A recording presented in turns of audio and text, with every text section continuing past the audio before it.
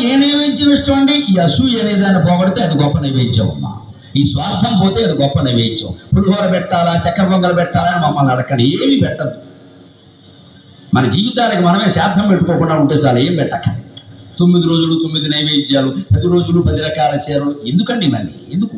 జ్ఞానం లేనప్పుడు. ఇంకా అదో పెద్ద సెంటిమెంట్ ఇక్కడ. ఇవాళ పులిహోరలో ఉప్పు లేదండి, అమ్మవారికి కూడా షుగర్ ఉందమ్మా, ఉప్పు బీపీ ఉందమ్మా, ఉప్పు లేకుండా ఉంటుంది, పర్వాలేదు, చచ్చిపోక దాని గురించి.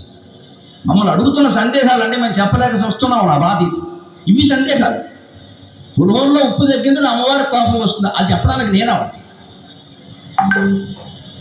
నువ్వు వేయలేదు, మర్చిపోయింది, నైవేద్యం పెట్టేసింది. అలా ఇలా మొగుడికి పెట్టినప్పుడు ఎప్పుడు ఈ అనుమానం రాలేదు. పాపం ఎంత పతివ్రతో, అమ్మవారికి పెట్టేసి వచ్చేసి వాడు ఎంతకాలం తిన్నాడో ఈ చెప్పుది, వాడి కర్మ కాలిపోయి. మన మనస్సులో ఉండే రాగద్వేషాలు ఏమీ పోగొట్టుకోకుండా, బాధ్యతలు మనం చేయకుండా ఊరికే స్తోత్రాలు చదివేసేసి దేవుడు అనుగ్రహించే దేవుడు కాకాకు లొంగుతాడు అండి. నాకు అర్థం కాదు, దేవుడు అంటే కాకాకు లొంగేటవాడా? మన ప్రవర్తన అక్కర్లేదా? తేషామైవానుకంపార్థం అహం అజ్ఞానజం తమః నాశయాం ఆత్మభావస్థో జ్ఞానదీపేన భాస్వత. 10వ అధ్యాయం విభూతి యోగంలో జ్ఞానదీపం అనేది పెడితేనే దేవుడు లొంగుతాడు. ఆవదం దీపం పెట్టాం, మంచి నూనె దీపం పెట్టాం, పల్లి నూనె పెట్టాం, పొద్దు తిరుగుడు పెట్టాం, బుర్ర తిరుగుడు పెట్టాం, ఏమి పెట్టక జ్ఞానదీపం పెట్టు. జ్ఞానదీపంలాగా వాళ్ళలో ఉండే అజ్ఞానాన్ని తొలగించి నేను వాళ్ళకి ఆత్మజ్ఞానాన్ని ఇస్తా. నా వైపు 1 అడుగు వేస్తే 10 అడుగులు నేను వేస్తా. ఆ 1 అడుగు కూడా వేయకపోతే నేనెందుకు వెళ్తానయ్యా వాడింటికి? అడుగుకి రాముణ్ణి చారించే త్యాగరాజు లాంటి వాళ్ళు ఉన్నారు కదా, వాళ్ళ ఇంట్లో ఉంటాను నేను అంటాడు. అడుగడుక్కి ఆయన్ని ధ్యానించే వాడి ఇంట్లో ఉంటాడు, కానీ ఆ ఒక్క మాట అనడానికి కూడా ఏదో పుణ్యం ఉండాలనుకునే బద్ధకస్తుల ఇంట్లో ఉంటాడా? ఆ మాత్రం పనేనా మనం చేయొద్దా? నోట్లో పెట్టిన ముద్దన కనీసం నవలాల కదా, మీరు నవ్వి నా నోట్లో పెట్టండి అంటే ఏమంటారు? దాన్ని రోగాలు రావా? కనీసం పళ్ళకి ఎక్సర్సైజ్ కోసమైనా నవలాలి కదా, మీరు నవిలేసి నా నోట్లో పెట్టండి అంటే ఏమిటి? కష్టపడద్దా? కష్టపడకుండా ఏం దొరుకుతుందండి? ఏది దొరకట్లేదు, భగవంతుడైనా దొరుకుతాడు. అందుకని నువ్వు కాస్త కష్టపడు, జ్ఞానదీపం పెట్టు. జ్ఞానదీపేన భాస్వత తేషామేవ అనుకంపార్థం. నా గురించి ఎవరైనా మాట్లాడుతూ ఉంటే, నా గురించి ఎవరైనా ప్రయత్నం చేస్తూ ఉంటే, అయ్యో దేవుడా అని ఏడుస్తూ ఉంటే నాకు ఎంత జాలి అంటే అర్జున వాళ్ళంటే అనుకంపార్థం, వాళ్ళ మీద దయతో జాలితో. అహం అజ్ఞానజం తమగా నాశయామి. వాళ్ళ అజ్ఞానం కారణంగా వాళ్ళలో ఉన్న తమో గుణం ఉంది, దాన్ని నేను సుదర్శన చక్రంతో ఛేదిస్తా, గ్యారంటీ. ఏం జరుగులేదు అలా. ఒక్కటే షరతు, వాడి మనస్సులో చిత్తశుద్ధి ఉండాలి, నిష్కర్మషంగా అడగాలి, వంకర కోరికలు కోరద్దు. వాడు అభివృద్ధి కోరుకున్నా పర్వాలేదు, ఎవడో నాశనం అయిపోవడం కోసం అడగద్దున్నాను, తప్పు.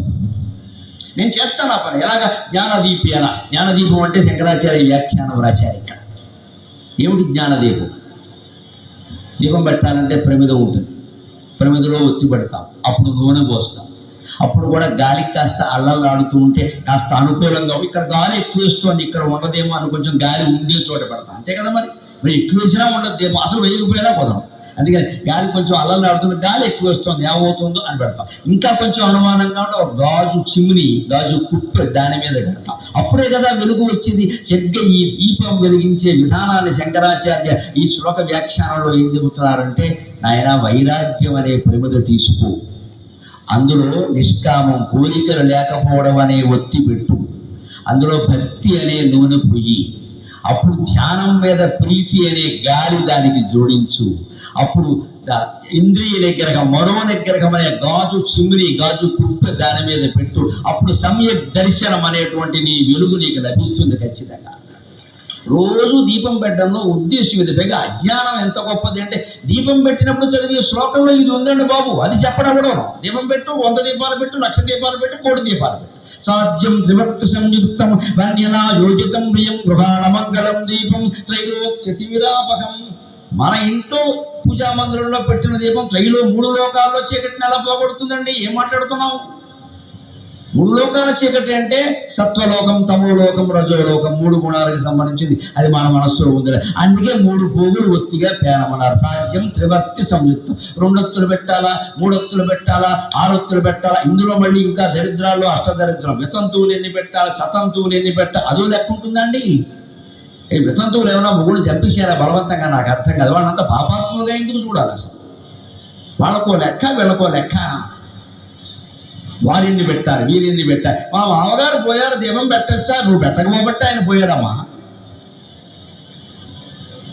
నువ్వు కొంపకి అగ్గెట్ట బట్టే పోయాడు ఆయన. నువ్వు దీపం రోజు పెట్టుంటే ఉండేవాడు. శంక అంటే ఏ రకంగా మానేద్దాం, ఏ రకంగా గుళ్ళగంట మానేద్దాం. 12 రోజులు బయట ఏడాదంతా ఇదో పెద్ద ఓవర్ యాక్షన్. పైగా మానే ఎవరైనా దగ్గర బంధువులు పోయారు, శవం మొయ్యడానికి వెళ్ళాలి.